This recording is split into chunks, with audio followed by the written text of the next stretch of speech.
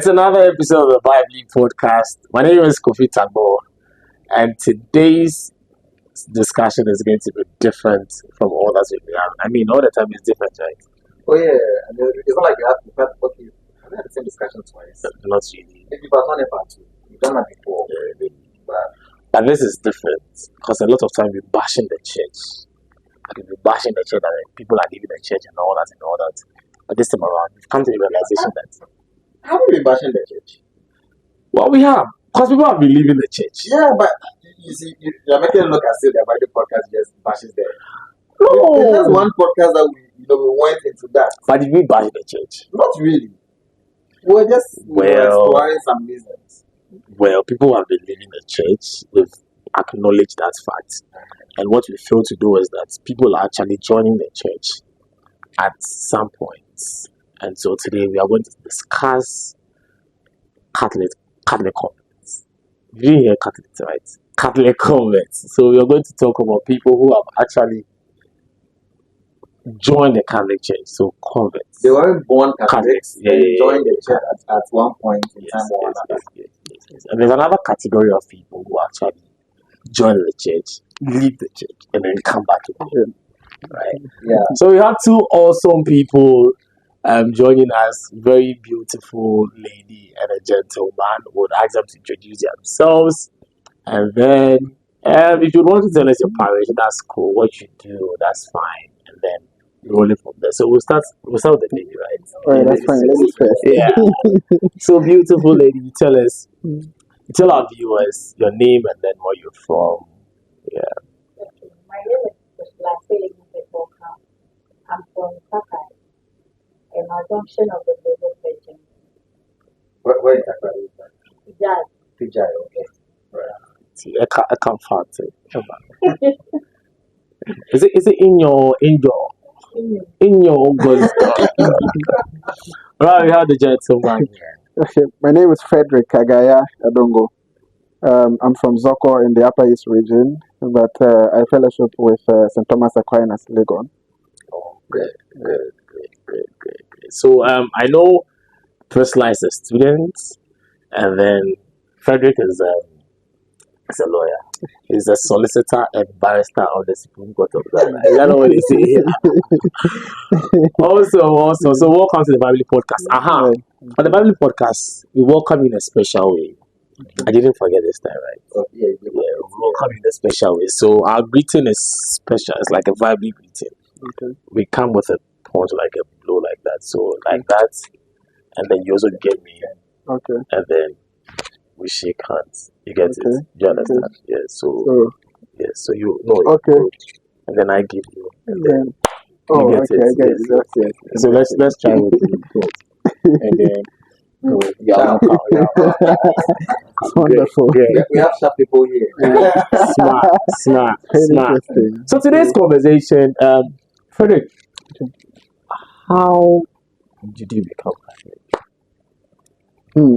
It's a long story. I wasn't even born a Christian in the first place, Wow. so it's not as though I came from another Christian denomination of some sort. Okay. So I was born into a family that is deeply rooted in traditional African religion. Right. So the good thing, however, was that we were not restricted when we were kids as to what we could do. We could go to church, could do whatever, so long as in doing so it didn't conflict with whatever tasks we had to perform at home. Yeah. So growing up, I moved from one church to the other.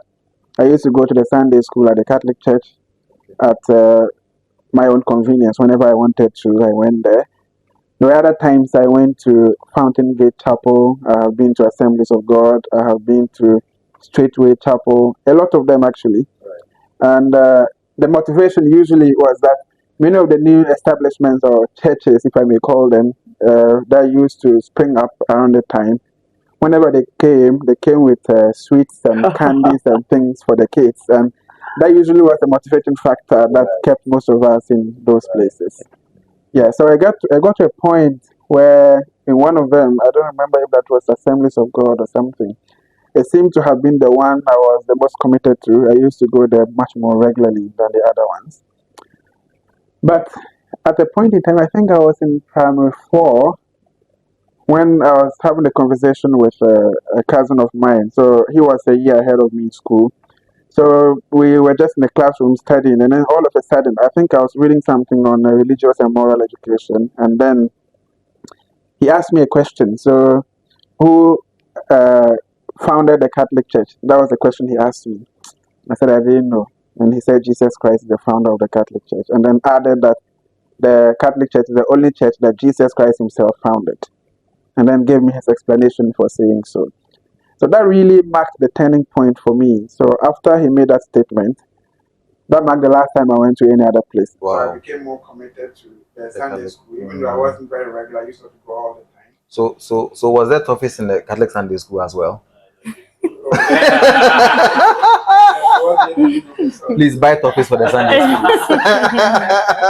Wow. So your turning point was in primary 4. Yeah, I'm from before thereabouts. That was when I became somewhat committed to the Catholic Church because from that moment I didn't go to any of those other places. But yeah, that was it basically. Great. But it wasn't until I was in JHS 3, 2014. That was when I was baptized. Oh, Yeah. So all along I used to go to church. Alright, I became a leader of the Sunday school at some point. We used to have a junior and a senior Sunday school. So when we became a little older, we moved to the senior Sunday school.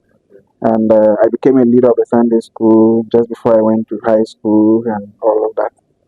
It was after I came back. When I came back from high school, actually, the senior Sunday school had been dissolved. So they moved all of us into the main church. And we now have just a junior Sunday school.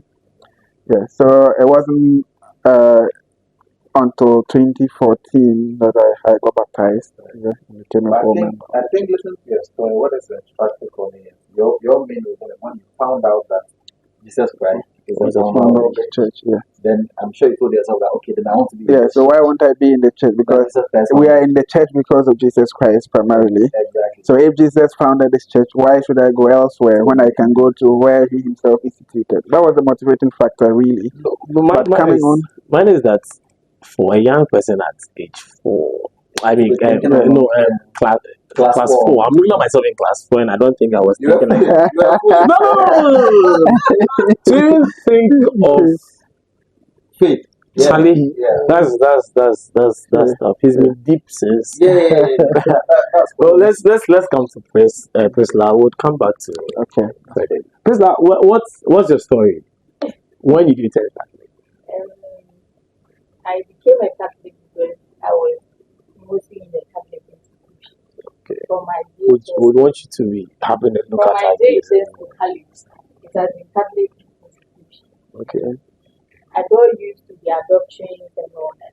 Though I was born into my dad is a Presbyterian. He's still a pastor? Yeah, he's still a pastor. wow. Yes, growing up with him, I didn't know how to tell him I'm not comfortable in the Presbyterian church. So I was just attending the church with him for some time, and then Like- when I Because I'm sorry to catch you, but like this is the first time that I'm hearing that somebody is not comfortable in another Orthodox church, another find comfort In the Catholic in the Catholic church. Wow. I want to scream. Wow. Sorry, so continue. growing up with him, I didn't know how I would tell him I wasn't comfortable in the Presbyterian church. So normally Sundays I would do my laundry and then come to church. So I told myself, if I get to a particular age, I'm sure he would make me make decisions for myself. So when I got to college, then I told him I can't do the Presbyterian church. I want to be a Catholic. Then he gave me the go ahead. I go baptized. Wow. So you see, this what we need such stories, so because I think that too many of us are just used to being born in the church. Yeah, but you know I wasn't born in the Catholic church, right? I was coming to that. This is before today, but what's your story? So now, good. What's your story? What's your story? Unlike do I have to say this? Yeah, so I didn't grow up seeing my father and mother together. They always had their separate things doing. So my dad is the Catholic, and my mom is a Baptist. But growing up, she used to go to other churches until she settled for the Baptist church. And as a kid, you would be following your mom. Yeah. So my dad wakes up on Sunday, goes to his church. We don't even know where he goes to church. We also follow our mom. I mean, we used to even follow our mom to prayer centers and all that, parks, prayer and all that. So it was until I think primary three thereabouts, and then my mom stopped being active with the church and all that. And my dad, if you go to church, my dad he gives you 3 CDs for wachi or anything. At the time, 3 CDs was a lot. money. Yeah. So he gives, and I was the first one, so he gives them Which 3 year CDs. was this? I really don't. But truth is, I was baptized in 2011, so I spent about 2 years before being baptized in 2011. So let's say 2009, thereabouts. Good. So You were in Sunday school and nothing. yeah. I was attending university by then. Such disrespect. Oh yeah. So that was it for me. It was the money. Yeah. We go with daddy. Daddy will give us money, Yeah. and then started seeing mass service. So that was St. John actually. So they started poaching us. We go for drills and all that mass service, and then I got baptized in 2011, Okay. and then that was it for me. So I wasn't really born Catholic, but I'm interested in the priestless part. So yours is with the schools. So is it that you went to JHS in a Catholic school? JHS Catholic school, okay. SHS was Catholic school, and tertiary Catholic school. So Kofi, let me ask this. Okay. So we know several people who have been to Catholic schools and never joined the church. What was it like? I know. Yes, you attended their school, but what was it that drove you that I think I want to be part of this community? Especially when Presby Church has that solemnity we share. I mean, Presby is not Yeah, good, but yeah, Orthodox, yeah. One thing was the master. Okay. I wanted to be a master, Okay. and one way to be a master is to be a Catholic. Right. And then once you become a master, you have to be baptized. Exactly. So that was. And the doctrine too, I do to like the doctrine. So that means the schools that you were in, they were exposing all the students to the doctrines of the church. It means we're not going to play with our schools. Yeah, seriously. It means we have to really be serious about our schools. Because it's one very big factor for evangelism. Yes, for evangelism and all of that. Especially when the other side, when I say the other side, you know what I mean? The other side. You know what I mean? No, I'm not getting it. The devil.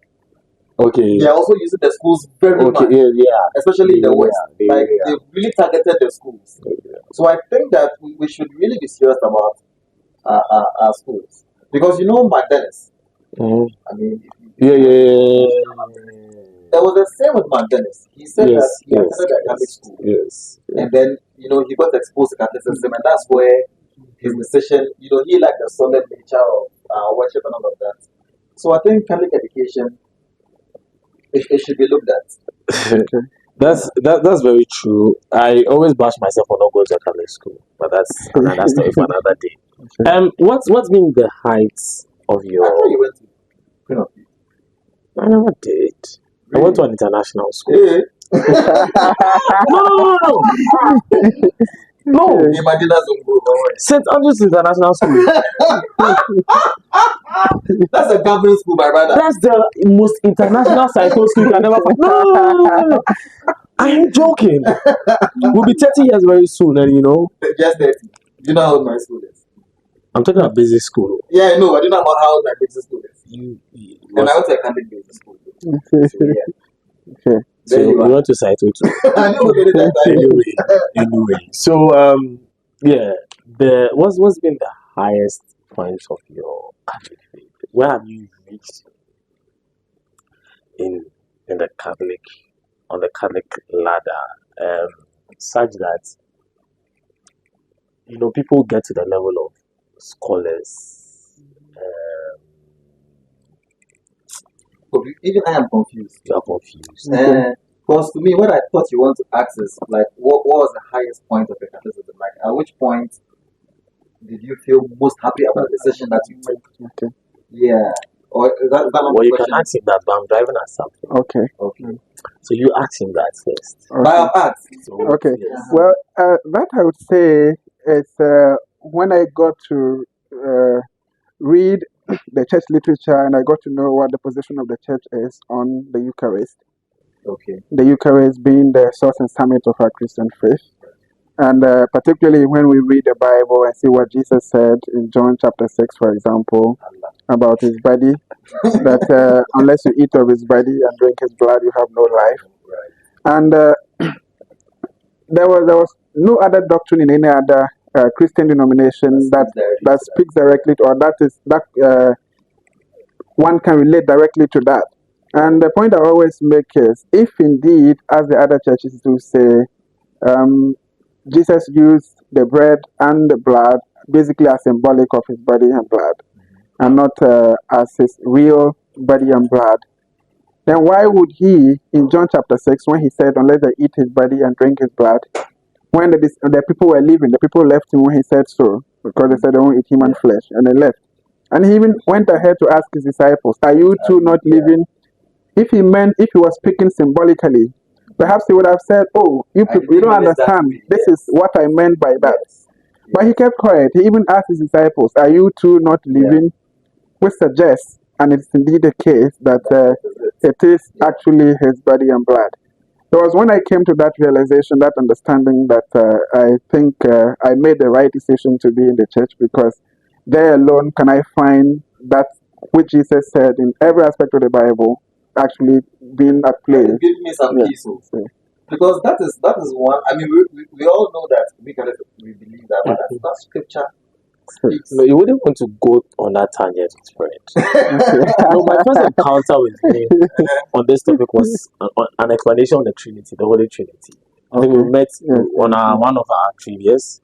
He's Yes, the one. he's the one. Oh wow! He's the one of our team. Right, And right. he did a very simple. I mean, like, it was. I met priests. So what I was going with, my question was, the highest point. Was there a point in this from someone with the background of traditional religion? Was there a point where you wanted to become a Catholic priest? So that is where my question was heading towards. Because as it stands now, and you crashed. send me Bisana. Okay, well, so for me, from the moment when I got baptized, I always wanted to be a priest, really. And that partly informed my decision to go to a minor seminary. So I went to Notre Dame Minor Seminary in Navrongo, Bogatanga Diocese. So even when I got to the minor seminary, I still had an intention of wanting to go to the seminary. I think during our orientation, the rector asked us how many of us wanted to go to the major seminary. I was one of few, about 3 people who raised up hands. Yes. So I still had that zeal, that desire to go to the seminary. But suddenly, I don't know what changed. So after school, and before then, I think there were rumors all over the place in my community. People were talking all over the place that I want to be a priest. And my mother got to hear of it, and she was scolding me for it and things like that. But those things really didn't move me, because I felt if that is what I actually really have to be, then I don't mind whatever people say. Even if they're my parents and they are saying something, I have the free will, of course. By the time I'm 18, I'm free enough to make my own decision, even if they happen not to be satisfied with the decision I make. But it's my life and I have to face it. So I wasn't really moved by those. But I don't know. So when I applied to university when I was finishing high school, I applied to University of Ghana. That was the only school I applied to. And I still had the option of going to a seminary open. So I was like, let me give this a try. This is awaiting. Let me just give it a try and see how it goes.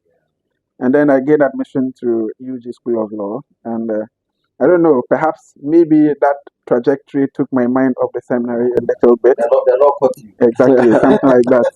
And since then, Well, the seminary idea, I'm still not married, so I don't think it's something that is off the table altogether. But I can also say I'm going to the seminary because Because it's you are not considering something also now. exactly I can say that really. Because there have been points. I think there was a program at St. Thomas Aquinas not too long ago. I think somewhere last year, and I was about vocations, and I asked a question about like there are times when you feel no, really you have to be in a seminary. Sometimes you feel no, that's not the right place to be, and things like that, those kind of doubts. So I asked a question for clarification about that. When one has such feelings, what does one do? And the priest gave a very wonderful response in that regard. Getting spiritual directors to guide you and those kind of things and all that. So yeah, right now, if I'm to say I'm considering going to seminary, maybe I may be lying because it's not something I have really considered so much. But anything is possible. I can never really Never tell. say never. I can never. So I don't know. The forest Okay. can be known. Exactly. Sure, yeah. So that's it with Frederick. Priscilla, what has been your highest point? Just as we asked him, as being a Catholic, what has been your highest point? What has been that satisfaction you've had being Catholic? That confirmed your decision. Last time they said that I've made the right choice. Let me say, right, currently I'm the national vice chair for association Catholic teacher training. Okay. And through that, I've been able to meet priests, bishops, and all that, archbishops, and having an encounter with them. Right. So it lets you, it gives you some sense of fulfillment that I've come to the right place. Did you also consider being a reverend? The point. That was in SHS. I wasn't a Catholic. I did. So going to college, I bought single sex school forms. Then my dad was like, if you are going to the single sex school to be a reverend sister, then it will be better you stop. He didn't want me to be a reverend sister, so it was for me to choose between being a reverend sister or going to the Catholic church. Like going to the church without being. So you was more okay with. I the only daughter. No. Okay. Yeah, you are two girls. Who is your sibling older or younger? No, she's younger. No wonder. So you are the first girl. Yes. So he wants. The cook. So that was Uncle Punk I had to forgo trying to be a reverend and and just join the church and do other activities. And so far so good. It's been good. Run us through your activities you believe you've done so much to contribute to the church. Maybe you aside the mass service, if you eventually join the mass service, maybe you played other roles in your parishes. Can I get some context to your question? Okay. So you see, there's a theory, right, that normally people who join the church are more active than people who are born Catholic. So, like Kofi is saying, let us know some of the things that you have done that probably somebody who was born Catholic has not even done how. Or do you get it? So maybe let's go. I'm a lector. Let's say I'm a server and lector. You still serve? Yes, I still serve. Wow. And I'm still a lector. Okay. Means you are very active in your church. I mean, she's the national. I think it's school. Not school. Oh, I know it's school, but say like school in a parish. School council. School. Into Ukopia. Before I'm a lector. We are lector. To be yeah. So it's not because she's not a lector or the servant because of the position. No. But when she goes home, she's still shame on you. That's great. So you serve and then you read for the church. That's what you do. And you serve as a national vice chair. National vice chair. Walk us through how you got there. So I don't know how that system is. Is that where do you just start from national or maybe you go to regional? How does it work? It's an association for Catholic teacher trainings. Yes.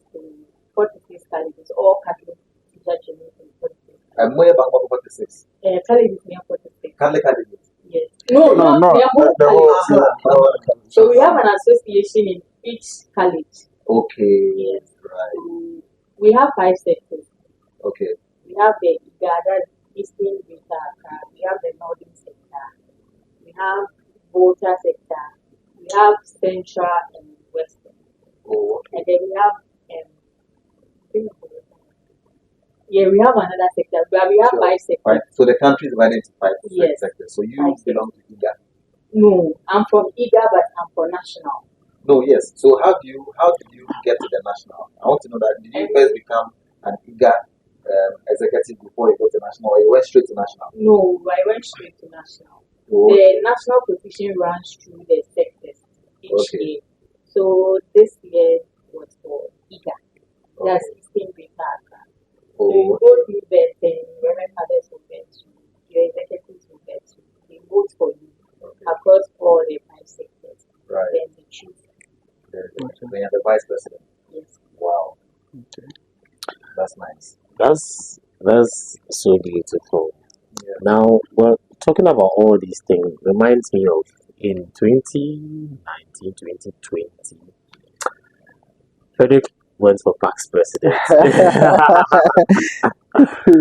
PAC's president UJ. Oh, he went with Nutifafa Abusa. Okay. So if you know Nutifafa Abusa, Yeah. you know that Frederick and Nutifa like it was tough talk. Right. Yeah, but fortunately or unfortunately, it wasn't the PAC's president. Yeah. But he's left his print on UG Yeah. campus. Fred, I remember that because a friend of mine is also running for PAC's president. I don't know how the election is going to go, but I want you to advise someone who has led the church or who is leaving the church or who has thoughts of leaving the church, because that is a talk. I mean, even at the youth congress, we've had that conversation. It's more like the peak of our conversation. People are leaving the church. Yeah. You have come from, you've not come from outside the church. You've come from a different religion, one that in a way rivals Christianity. Yes, and you are here today. Okay. What would be the advice you would give to the person? Well, first of all, I would say it's their free will if they want to leave the church, because St. Thomas Aquinas prominently underscores that in his treatises about the church and all of that. Free will, the Summa Theologica, he devotes a section of it to free will. To anyone at all, you have the free will to be a Christian or not to be. He said, the God that created you, St. Augustine says, the God that created you without your consent will not save you without your consent, which means that we have the free will to either be in the church or be out of the church. So first of all, I won't fault anyone for wanting to leave the church or for actually leaving the church. That is their decision to make. But from the perspective that I'm coming from, my advice would be that, for me, I think if you are in the church, that is the right place to be, and I don't think you have to leave. Now, I'm saying this not just because of the church literature that I have come across, but also because of my own personal experience that I have had in the church with the Blessed Sacrament, with the like devotion to the saints, the Blessed Virgin Mary, and all of those, and wonderful testimonies that I have had through some of these. So I think the church is the best place to be because it has prayers and devotions for every single thing you can think of. Whatever form of prayer that you want to do, you'll find it in the church. And the church, of course, is the door to salvation. If you read, what's the name, Carl Adams, he's a Catholic philosopher and theologian. He has a book called The Spirit of Catholicism.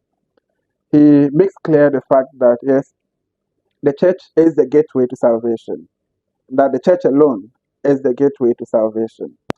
But he makes an important point that many people usually gloss over, that yes, even though the church as instituted by Christ is the route to salvation, wherever the gospel of Christ is faithfully preached and baptism duly conferred in accordance with the Trinitarian formula, the Father, Son, and the Holy Spirit, there the grace of God operates also and salvation becomes possible therein.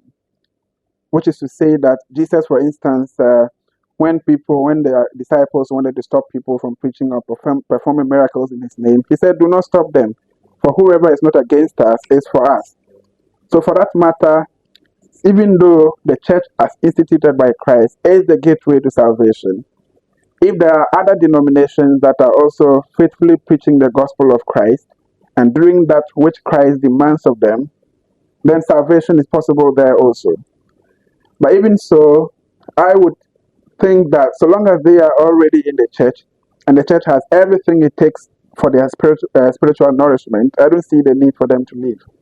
And that if they have any difficulties about any precept of the church, of course, our levels of understanding differ in many material ways. The saints have said that in several instances about why there's a need for teachers. And Thomas Aquinas has a book, the Tractate on the Universal Tractate on the Universal Faith Against the Infidel, Summa Contra Gentilis, in which he tries to explain why there's a need for others to be able to instruct others in the faith, because our levels of understanding vary.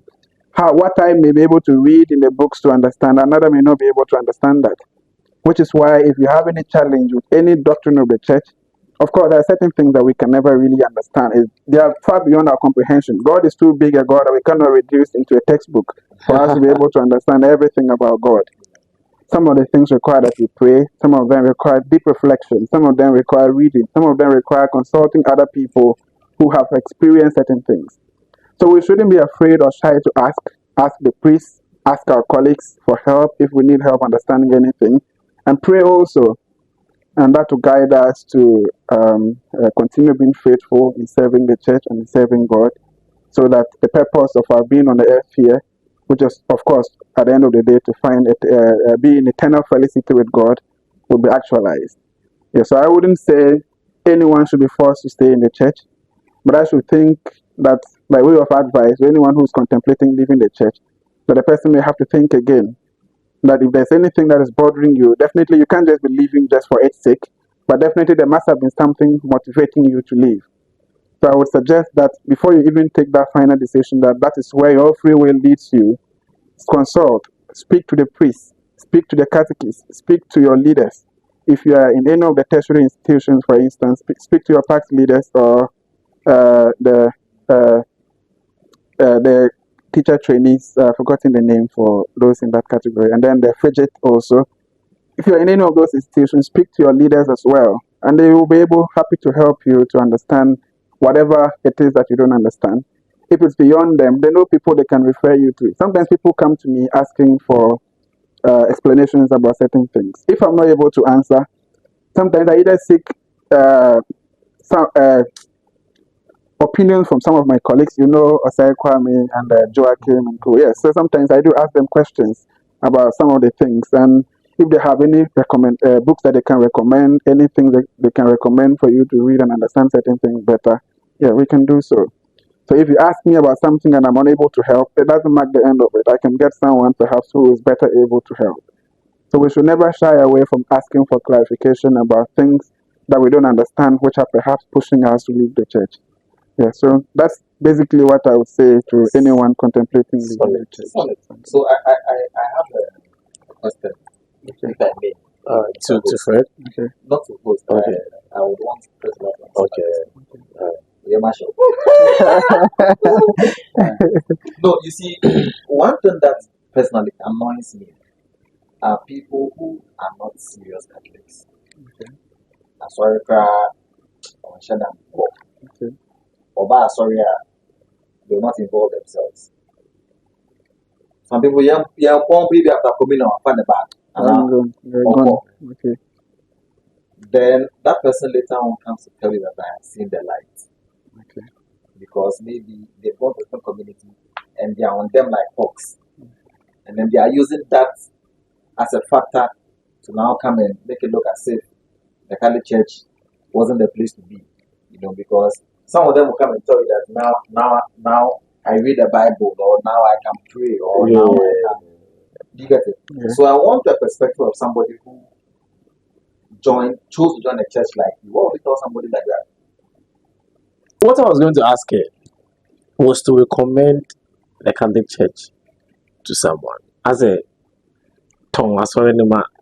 Oh, You get it. which question do you want to answer first? But not to, you see how people come to you. Wait. First of all, do you understand my question? Yes. Okay, let me come again to maybe throw more light on it. You see, I am annoyed, right, by like somebody who, like I was saying, was not a serious Catholic, and then goes to another church to become serious. But those are people who are born into the Catholic Church whose parents have failed. That's okay. Sometimes the parents have tried all they could, but that's what they no, and also, but sometimes some people are not serious Catholics. So they don't take time to learn about the faith. They don't take time to appreciate Catholicism and to ask the questions. Then they go to another church, and then maybe they feel like their spirituality has become better. You know, for you chose to become a Catholic. You were not born into the Catholic Church. You get it? So I want you to ask who this are like. Don't you feel like the person is kidding? Because I'm sure you wish you were born Catholic. Yes. You get it? So it's still, yeah, it goes back to recommending. Like, what is it in the Catholic Church that you think that you should pay attention to? I think Fred has mentioned a few. Yeah. You should pay attention to. Oko ha unya sadie no ahasi. And I say, the outside no with any anasi BC. I think it's the answer no. No, now the church says we should add sign language. So it's So this means what in sign language? Okay, so me personally, I think praying the rosary is one unique thing about the Catholic Church. If you are really serious with it, I think whatever the prayer is or whatever you are praying about, I'm sure you will get it. Aside that, to the retreats, for my parish, we do retreats a lot. So that one too is about the prayers and all that. So in relating to what you said, if you weren't serious in the Catholic Church and then you went to, let's say, let me not mention any church. Let me not mention any church. Yeah. But you've gone to another church and then they are doing fire and all those things and you think that is where you feel you'll be comfortable. You can go ahead. But I would say the Catholic Church is one of the churches that you would regret leaving. Yes. which they actually do. Yes. I think it's good to be in the church. Just be active, do what is needed of you and Be active. You see, I'm not be active, do what is needed of you and all that. Because a lot of people out there want to join the Catholic Church. Yes. So it's an opportunity for you if you were born a Catholic. So don't play with that opportunity. Of course. You know, I actually had a friend who, when she found out that I was a Catholic, she was surprised, and you could tell that she doesn't have any personal relationship with the Catholic. Mm-hmm. So all the time that she thought about the Catholic Church is through far. And there was a lot of misconceptions that she had. So you see, I think that there's a lot of people who, like you're saying, wish to even know more about the Catholic Church, but don't get that opportunity because they don't get anybody who would, you know, take them through some of the things. So if you have the opportunity and you have the privilege, I think it's something that we should not take for granted. At all. There's one thing I've always said to myself that the Catholic Church grooms the young people in a way I don't think other churches do. From someone who has interest, I think at every point a Catholic youth or child would be attracted to being a master, aside some DBs like Charles William. But that thing is there. You know, they join a group, they see themselves counting money later when they become. But for me, the Catholic Church grooms you when it comes to even leadership. My leadership skills has actually been born out of the Catholic Church, and it's something that I can have a whole podcast on this matter you have just said. Well, People take it for granted. they do, and they don't know. Sir, we had a youth meeting in my church before the Congress. And I was asking them that, okay, how many of you want to be managers in your offices? Then, of course, everybody wants to be a man, everybody wants to be a boss. Then I asked, how will you know that you're a leader? Like, where will you get a leadership experience from? Yeah, exactly. Because before a company, of course, there are other factors that come to play into a corporate world. But before a company would sit down and say that, oh, this person has the qualities, leadership area practice. The more you do it, the better you become at it. So, and the candidate has plenty of opportunities in several groups. But the sad thing is that people want to hear about prosperity, and you not find that in the Catholic Church. You not find the message of prosperity in the Catholic. Like, "Wubedi and Amen. slap your two hands, slap." I mean, I want to go to church and come home very tired, sweaty, and they feel like I've been to church. Yeah. But I mean, that's another topic for another day. We are wrapping up. Let me start from Priscilla. Priscilla, tell us your last words. Something you would want to just to share with us. Your last words on this podcast. Yeah. If you have any message for people out there, I believe people out there are looking up to you. I know you may be facing challenges in your school with the organization of the Catholic teacher trainings and all that, but share a message, maybe an encouraging message to them, or sell the Catholic Church itself. If you don't have anything to that. Oh, I have something concerning my position. Okay. So I'll use this platform to seek for sponsorship. Oh, okay. Because our congress will be coming up, I think, in January next year. So we are pleading with Pax Romana, with other Catholic associations to come together and help us. In terms of anything, whether cash or yes, anything of that sort. And when is it? the date is not out. By this year. No, next year. Next year, January. Oh, yes. So, like we were saying earlier, we have to prioritize Catholic education, and one way of prioritize Catholic education is a teacher training. So, I mean, the teachers are going to teach. Yeah, the children. Yeah. Only baby. Do you know? Like, I don't know. I know you're wrapping up, but we have no idea how powerful teachers are when it comes to faith. You know, what's he doing at Congress? But the coach was sharing a story about how one of his parishioners' child attends an international school. Okay. And one evening they come and see him, the child is crying. Why? The teacher says that there is no God, and everybody who believes in God is a fool. And the kid is confused. The teacher said it one day. The child has gone to mass several times. The child is probably baptized and first communion, probably even confirmation. The child goes to mass every day, listens to homilies every day. The teacher said it one time. She's confused. So we have to really, you see, if you're not strategic about some of those things, like I said, the other side. Sure. Yeah, they'll be using that. I mean that's the whole point why Sam George is very angry at this whole thing. I mean, teachers pushing the whole thought of whatever it is to the minds of children. So I think it's a good thing. Please, she's asking for sponsorship support. Please let's do all to do that. How did they find you? Is there any social media? Yes, Act National Secretary. Act National, ACTT National Secretariat. Okay. All right. But thank you so much, Priscilla. Council. Your last words. Okay.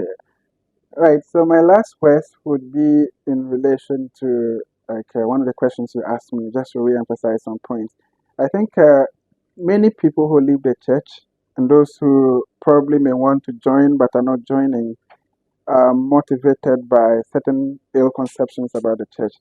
It's because they don't know about certain things. And once someone sows a certain idea into their head, they take that and they swallow it up and they are confused and they want to seek solutions elsewhere.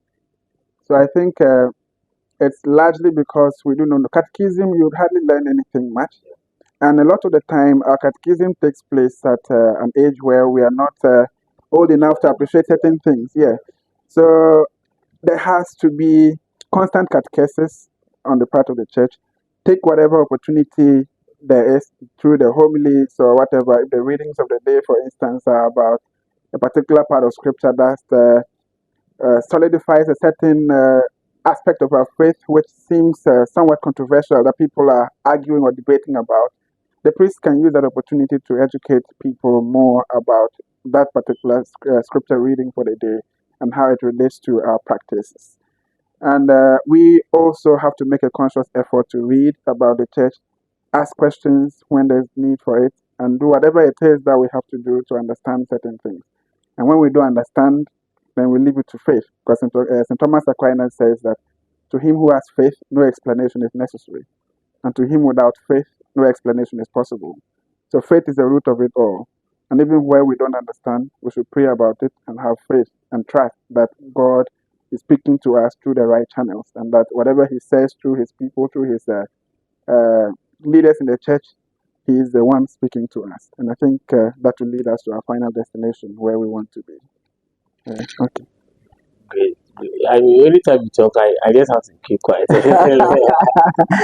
Yeah. Right, so executive producer, your last words. I think what I would just say is that, first of all, church leadership, if you have any body church leadership listening, I think that's from our conversation. Certain things are coming out that we don't have to joke with. To me, that was a focus of the discussion. Let's hit where it's working. You know, in as much as we are making members, let's hit where it's working. You know, education from our conversation has come out that it is very key. And then also from us fellowship sharing. The doctrine, you know, because for him it was about finding out the founder of the church.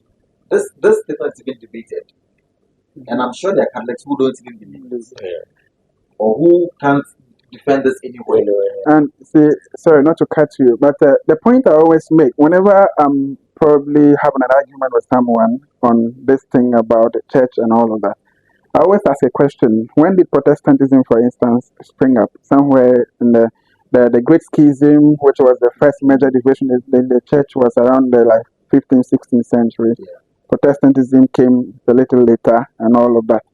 So are we trying to say that from over 2,000 years ago when Jesus came up to that point, there was a break after Jesus Christ died, after the disciples died, there was some historical hiatus whereby there was a point in time where we didn't have Christianity, and then suddenly these churches sprang up? That is the question I always ask them, and none of them can answer. And that solidifies the point that Jesus indeed instituted the church through the disciples and has been in existence from then up to the point of the Great Schism, all the way to Protestantism, and then even to the present age. Because no other explanation can justify how come. So some people wrongfully say that Emperor Constantine is the founder of the Catholic Church. Hey. Yes, you know. That's interesting. Is a A for me. because he legalized Christianity. Yeah. Okay. There are some I don't want to call it a heresy. Okay. There are heresies that are there saying that Constantine is the founder of the church. But the question would be, what churches did Jesus found, and at what point? Is it that after Jesus Christ died, there was no Christianity? Yeah. Up until the point when we had the even the Great Schism, the division between the East and West, we still have they are still in communion with the church. We are still together, sort of, yeah. But the Protestants who have somewhat drifted away. So are we saying that up to the point of Protestantism, that is when Christianity started? Because that's what the argument suggests, that Jesus never really, after he left, nothing really about Christianity happened up until... Exactly. So there's no logic. The point has no logical justification, but yeah, that's the argument people make. Ladies and gentlemen, Well, in wrapping up, I think that there's something that we have not taken note of. The part where we are living evangelists.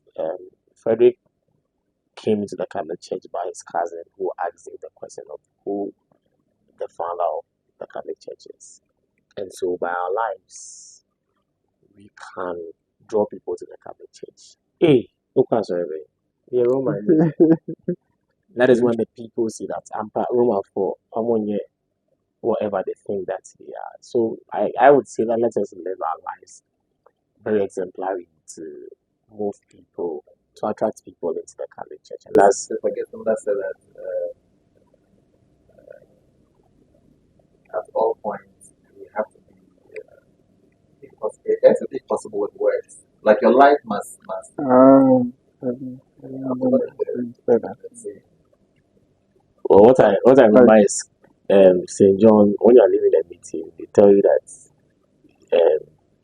you've heard it, the eyes of the public are on you. You should live your life such that it projects a good image of the order and the church as well. So yes, mine is anywhere you have the opportunity to project a Catholic church, you should.